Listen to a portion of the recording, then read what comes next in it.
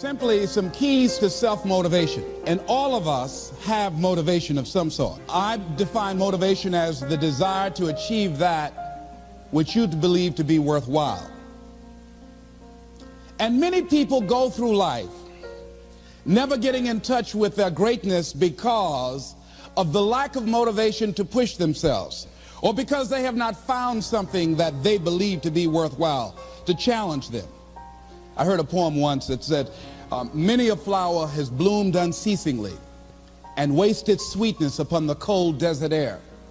It's translated, that means simply that many a talented persons have gone unnoticed, and the world never had a chance to be exposed to their talent because that person did not take the time to begin to express or to demonstrate or to motivate themselves in the direction to bring that which they came into the universe to bring. How can you measure your motivation? How can you evaluate where you are on a scale of 1 to 10? Let's do this for ourselves mentally. How do you rate yourself from 1 to 10? Your mental attitude about yourself, how you feel about you, how you feel about life. How do you rate yourself on a scale of 1 to 10 in terms of your physical appearance, in terms of your health? Do you take care of yourself? Are you allowing yourself to get overweight and out of shape? Are you conscious of your health? Are you watching the food that you take into your body?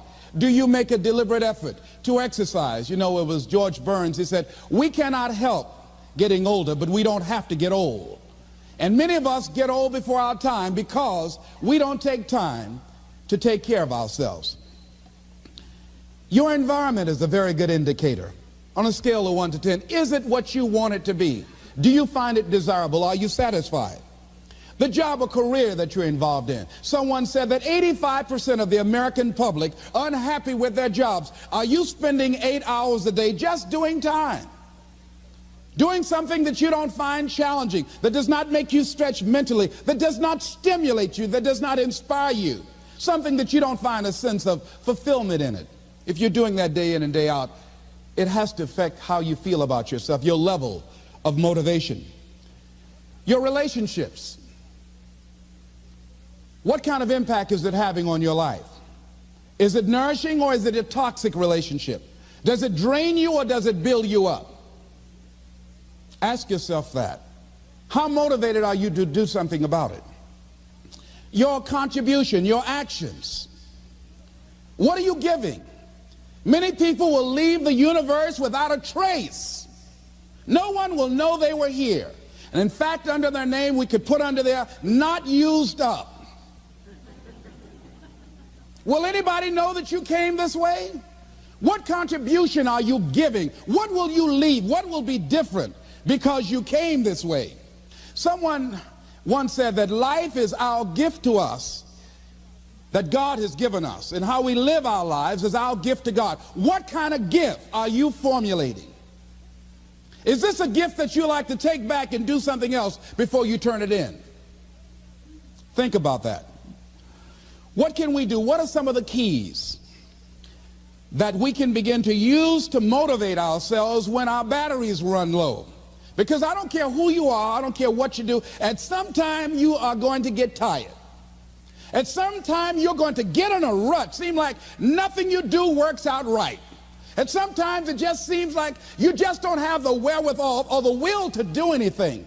That sometimes you act like you're punch drunk. You're just wading through life, just doing time day in and day out, looking at non-discriminatory television, anything that's on, just looking.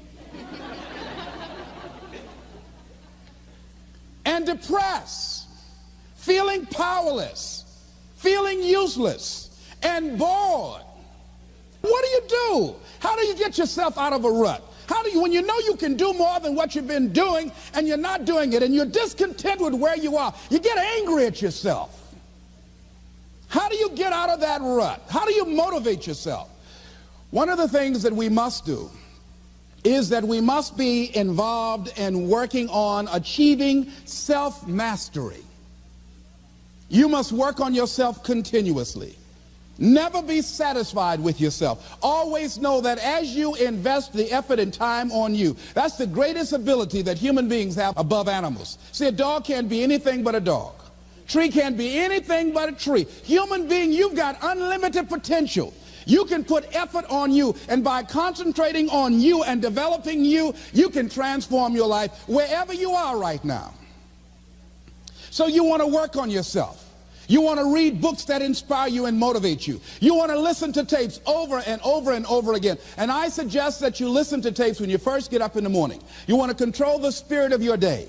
When you first wake up in the morning, your mind is operating at 10.5 wave cycles per second. That's when the subconscious mind is most impressionable. Whatever you hear in the first 20 minutes when you wake up, that will affect the spirit of your day. When you listen to tapes, listen with relaxed belief. Believing that this can happen for you. And by listening to them, listen to them over and over and over again, and you will get a breakthrough. You can listen to the same tape for months, and all of a sudden you hear something you never heard before. It'll have a special meaning for you. Or read the same book over again, and you find some special insight. You said, I can't believe I didn't see that the first time. So you want to be involved in developing yourself. Most people won't do that. Most people won't take that kind of effort and invest that kind of energy in themselves, because they will fall prey to that conversation within. Oh, don't do that. You don't have time. You're too busy. You're too caught up in the rat race. Most people won't do that. Well, they won't take time to go to lectures. They won't take time to go to seminars. They won't take time to go to classes to improve themselves. And as you continue to work on yourself, you will begin to expand your vision of yourself. You'll begin to work towards self-mastery. And you will begin to see it reflect itself in all the dimensions of your life, your mental life, your physical life, your social life, in your relationships, your monetary life. So concentrate on developing yourself. Because if you don't, I guarantee you that you will make a settlement. And most people have. And most of us already have. What kind of settlement have you made with your life? You know, when we make settlements, out of court settlements, you've heard them. That means that you decided to take something less than what you originally wanted to get had you gone into court.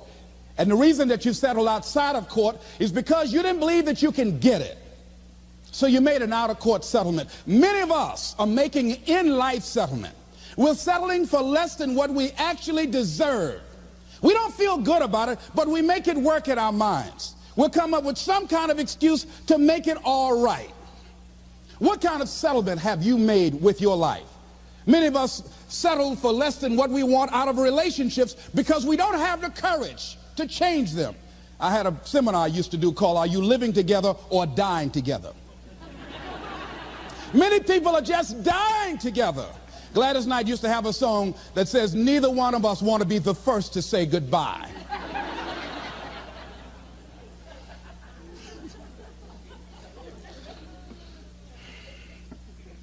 The next thing is, in order to begin to find some keys to self-motivation to drive yourself, in addition to working on yourself, and as you work on yourself, you feel good about yourself, and as you feel better about yourself, you treat yourself differently. Develop a health plan. See, you can't feel well and do well if you don't have good health. You can't perform if you don't have your health. Your health is valuable. Develop a health plan. A plan that you will follow, because this is the only vehicle that you have to carry you through this experience called life. And you want to take good care of it because you love you enough. You care enough about you. And that's not easy. It is not easy having a health plan and sticking to it. But you're worth it doing it again and again and again. I have lost 22 pounds several times. I always do it. I love potato chips. People who know me know I love M&M peanuts. I love peanut butter and jelly sandwiches. I love my mother's sweet potato pie. I love this.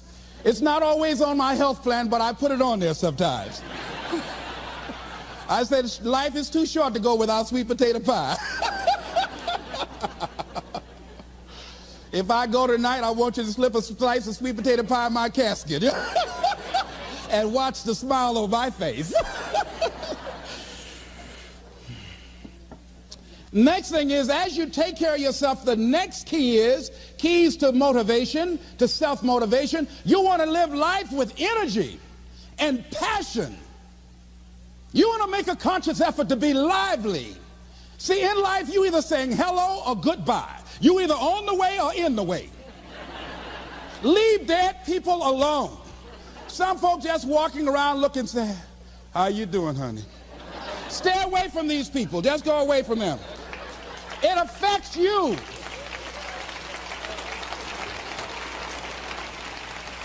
You want to smile. You want to be happy. You got a lot to be thankful for. But you watch some of the faces around you every day. And I tell you, some of these faces, they will put you in a depressed state of mind. So you want to avoid these kind of faces. When you see them coming, turn your head. Next thing is that you want to monitor your inner conversations. The things that you say to yourself. You want to watch them, and in watching them, you want to take charge.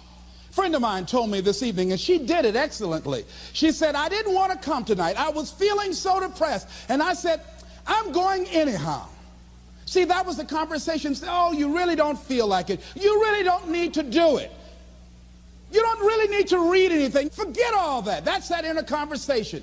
Oh, you don't need to worry about trying to go into your own business. Forget that. You can't do that. What if you lose everything you've got?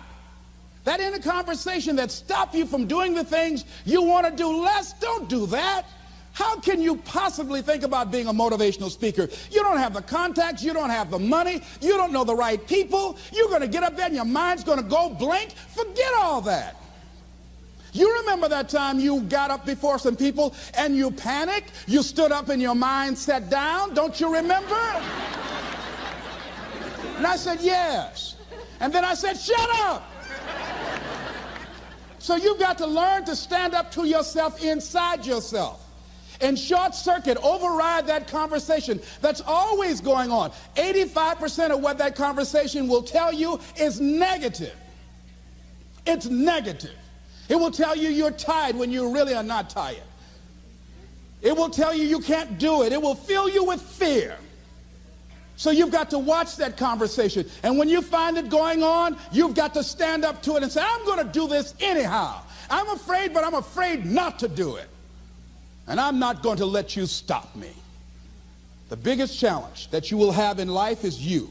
There's an old African proverb that says, if there's no enemy within, the enemy outside can do us no harm. The next thing that is a key to self-motivation is that you've got to ask yourself, what do I want out of life? What do you want out of life? What do you want out of a job? What do you want out of a career? What do you want out of a relationship? What do you want? What gives you your life? How will you know when you got it? What will make you happy? You need to know. You need to start asking yourself some questions. What do I really, really, truly want? You need to be exact about that.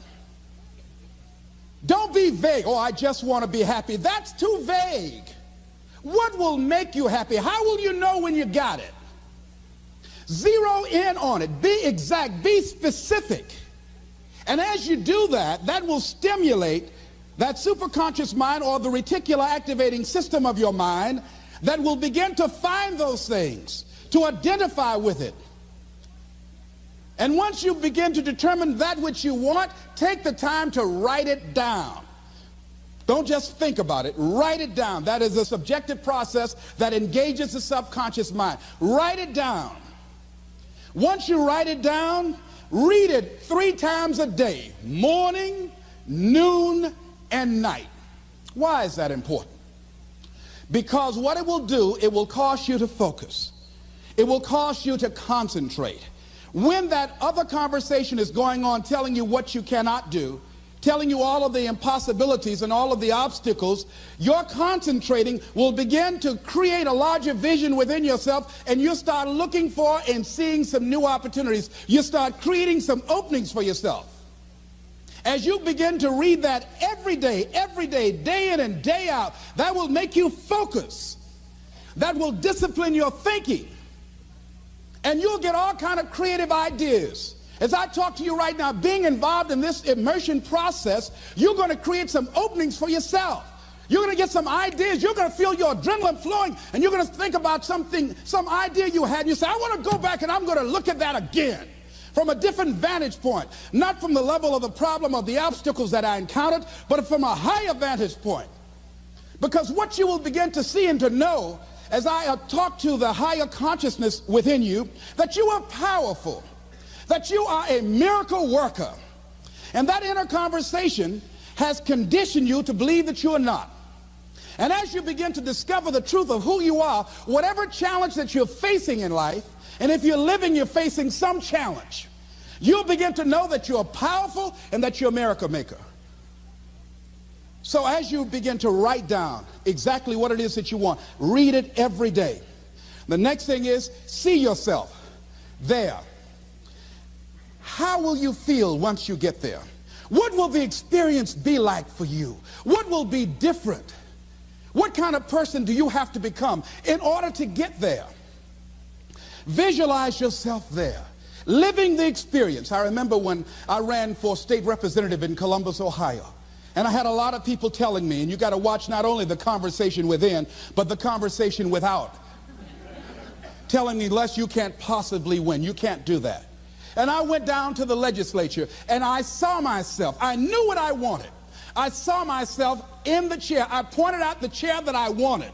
I used to go and sit up in the galleries and watch the legislative process. I used to go to the committee meetings and listen to legislation being introduced. I learned how to write legislation, how to amend legislation.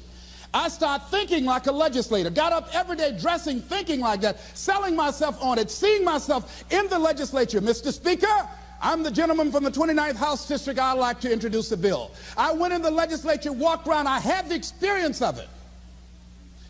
And when I ran and won against overwhelming odds, they were shocked. I won the election even before it was held because I was living it in my mind. You want to see yourself beyond your circumstances. You got a challenge, see yourself beyond your challenge. See yourself with the challenge already resolved. And knowing that all is well, seeing yourself in control and in charge of your destiny, being healthy and happy. The next thing is, it is important in the area of motivating yourself, it's important to know why you're doing it. Because that mind will say, why bother? Why go through all this? This is too hard. No, throw in the towel. It's not worth it. Has it ever said that to you before? Here's how you can handle that. Here's how you override that. Write down 5 reasons why you deserve it. Why do you deserve what you want? Why you? Why do you deserve it? What meaning and value will it bring to your life? What's so different about you that you deserve your goal or this goal? And when you write down those 5 reasons, when you have some down moments, and you're going to have them, when that conversation starts talking to you and it's going to talk to you, what you will do is you can pull that out and read it, and it will build you up. It will be your rod and your staff to comfort you through some challenging moments, because you're going to have some. Life will knock you between the eyes. It will catch you on the blind side, come out of nowhere, stuff you can't anticipate that will knock the wind out of you. You want to give up. That's why it's important for you to work on yourself, listening to tapes, building yourself up, talking to yourself with power, feeling, and conviction, building yourself up day in and day out, because it's coming. I guarantee you. Life is just waiting. Oh, he's doing good now, huh? Very good. I remember I had an experience. I was pursuing my dream. And that's why you have to work on yourself. You don't know what's going to happen. And I was telling people, I had this big rally I had to do. It was 5,000 people there. And I said, you must work on yourself. If you want a larger vision, you've got to empower yourself continuously, because life will catch you on the blind side. And after I finished my speech, I got a rousing standing ovation. And I went and called the young lady that I was dating at the time. I said, hey, guess what? I said, they love me. I got a standing ovation. And they were chanting, we want the motivator. We want the motivator. I said, listen, we want the motivator. Do you hear? She said, yes. Les, I need to talk to you. I said, well, wait a minute. You're talking about tough. I was getting off, and I'll be home soon. Les, I heard a voice in the background. Hurry up and tell him. Who's that? Les, you've been gone a lot, and there's somebody else. What? And they came in. Les, come on, Mr. Motivator. They want you back out there. Wait a minute, hold a minute. What'd you say? I'm sorry, there's someone else. And I heard the voice say, hang the phone up. Clump. I say, wait a minute. I say, hey, Motivator, come on, they want you. Can't you hear them cheering? I say, okay. I say, when you working on a larger vision, I say, you got to really work on yourself, because life will catch you on the blind side.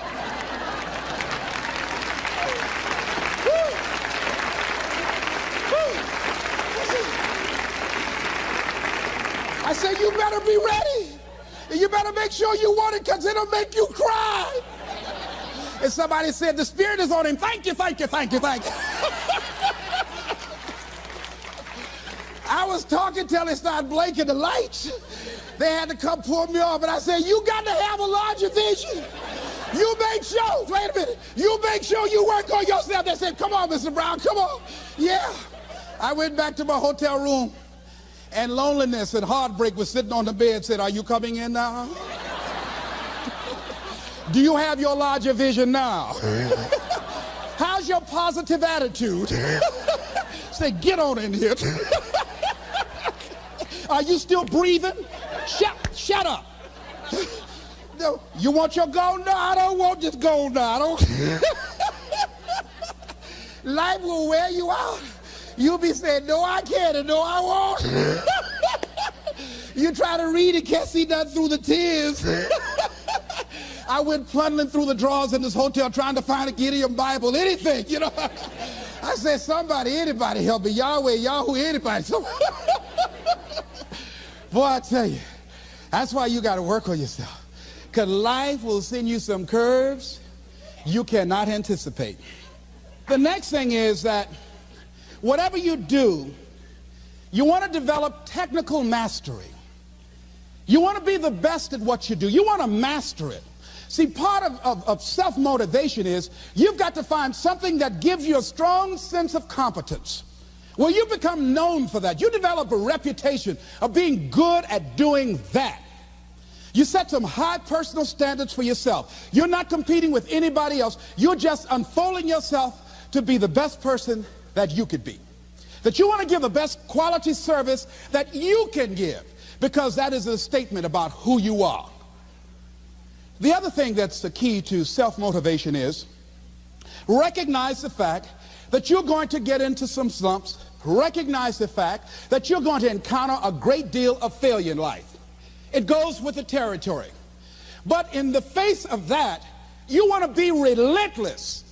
And when you want something, you don't expect everybody to say, oh, come on in.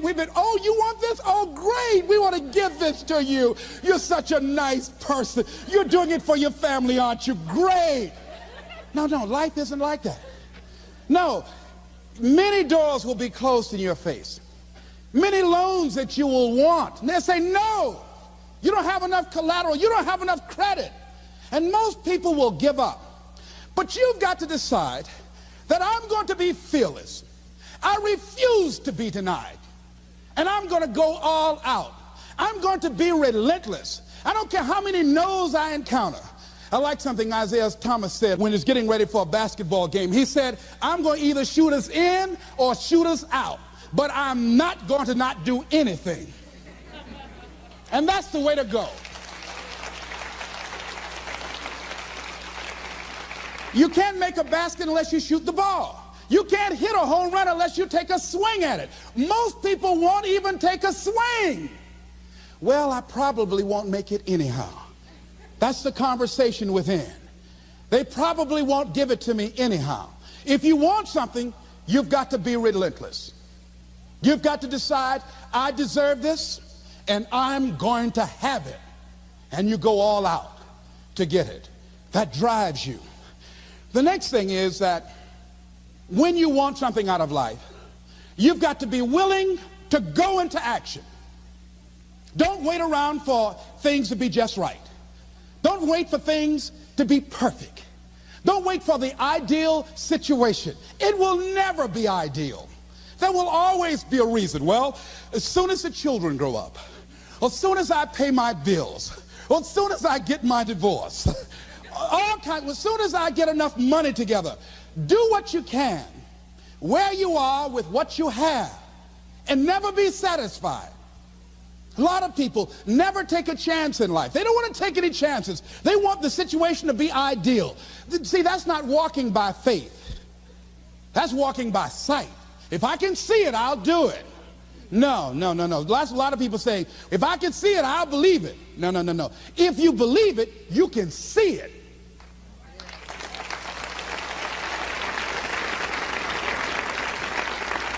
And don't be disturbed because no one else can see it. That's not unusual. That is ordinary. But because you want some different kind of results in your life, you've got to be willing to be unreasonable. If you want unreasonable results in your life, you've got to be willing to be unreasonable. Part of being unreasonable, you don't judge according to appearances. Part of being unreasonable, you can see it because you believe it. That's part of being unreasonable. Part of being unreasonable, you're like Paul who said, you must have the faith to call forth those things that be not as though they were. That's part of being unreasonable. Most people won't do that. Most people say, call me when you get it together. Then I'll support you. The other thing is that one of the keys to self-motivation that empowers you is that you want to find a cause larger than yourself. Find something that you can contribute to. Find something that you can make a difference because you can. Part of what feeds your larger vision, part of what gives you a reason for being, part of what gives you your life is being able to give something back. Say, I can't afford to give anything. You can't afford not to give. Give your time. Give your talent. If it's nothing, just to go over there and lick envelopes. I don't know exactly what I'm going to do, but I'm going over there. It's part of my tithing in the universe. Once you develop that special sense of mission, and that's what you develop when you're part of a larger cause than yourself, it drives you. You don't need an alarm clock to get up in the morning. You have special power. You'll go places and folk will like to be around you. They will know there's something different about you. When you go in, they'll say, hey, that's somebody important. I want to know who you are. I just want to be near you. That energy that you have, that consciousness that you will embody will affect everybody around you. The next thing is that you want to create a home court advantage for yourself. You've got to be aware of who you have around you. So you want to be selective. Have friends that will enable you to grow. I have friends that help me to grow spiritually. These are my spiritual friends. I talk spiritual stuff with them. I have some other friends who are just intellectual friends. They make me grow intellectually. They make me stretch. I have some professional friends. I'm a member of the National Speakers Association. I get together with other speakers and we learn from each other and we grow from each other. I have other friends who are just social friends. All we do is just socialize together. We'll look at a basketball game together or go out dancing, but that's all we can do. We don't talk anything serious, nothing spiritual, nothing intellectual. That's not that kind of relationship. Nothing heavy up in here. Have other friends, we walk together. That's all we can do, walk together. Talk about we're going to lose weight one day by and by for good, all right? That's all we do. Nothing else.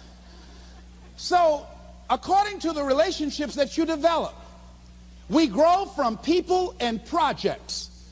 And the relationships that you develop can enhance and can enrich your life, or they can drain you. I know many talented people who had a great deal of potential, but because they didn't surround themselves with other people that will inspire them to transcend themselves, they never realize their greatness, and they will end up going to their grave with all their good stuff still in them.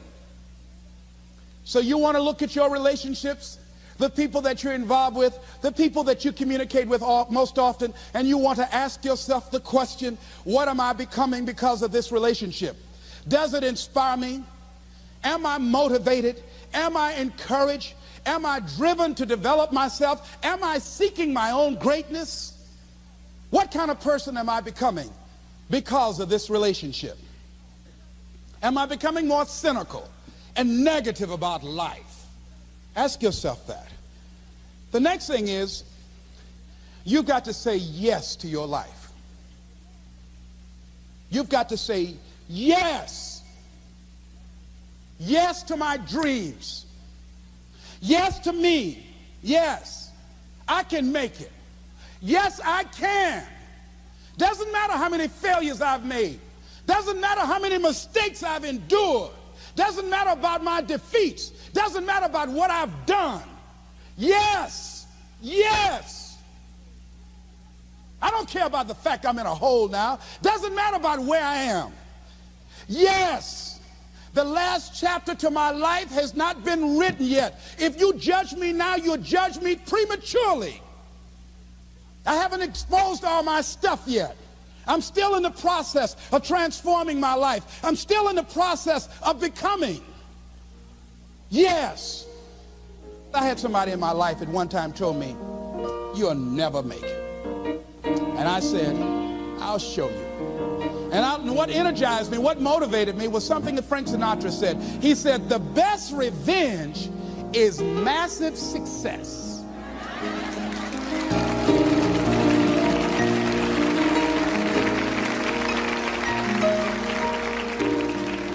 I'll show you. You just watch my smoke, as old folks used to say. So say yes. Stand up for your dreams. Stand up for what you want in your life. Decide that your life is so meaningful to you, that you love you and you love life so much that you're going to stand up for something you want. I used to have a saying when I was on the radio, stand up for what you believe in, because you can fall for anything. So what I say to you this evening, that you are powerful. You have miracle working power in your life right now. But you've got to work on yourself. You've got to develop yourself. You've got to talk to yourself day in and day out, selling yourself on you and on your potentials. And you've got to know that you are worth all of your effort. And that the key to your motivation, as you get a larger vision of yourself, is to know that you have something to give. Is to know that you have a reason for being in the universe at this point in time. I want you to stand up for your life right now. Anybody want to stand up for your life? Stand up for your dream? Stand up for your dream.